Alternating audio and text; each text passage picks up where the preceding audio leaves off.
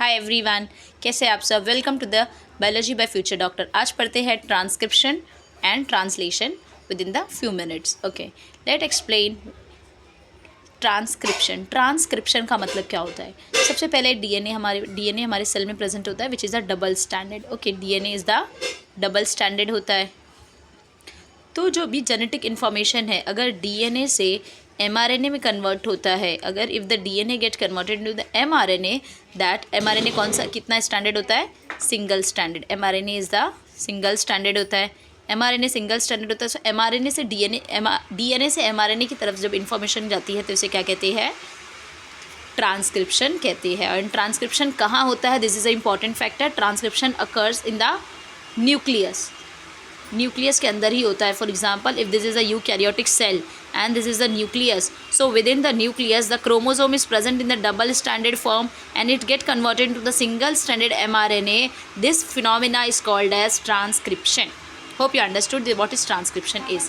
Second is the translation. Translation क्या होता है, mRNA, when the mRNA get converted into the protein में जब कन्वर्ट हो जाता है, इंफॉर्मेशन जब mRNA से प्रोटीन की तरफ ट्रांसफ़र करती है, this is called as translation. The transfer of genetic information from the mRNA to the protein is called as translation, and the translation occur in the cytoplasm.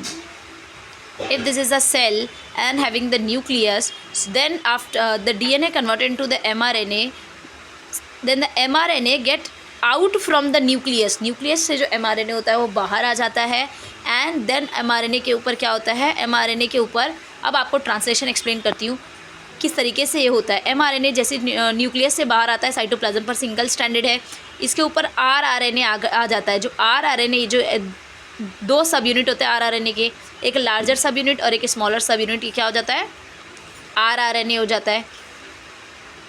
Now this rRNA इसके ऊपर इधर से इस one and से दूसरे and की तरफ travel करता है, और यहाँ पर जो टीआरएनए होता है, जो कौन सा शेप का होता है, क्लोव शेप का होता है।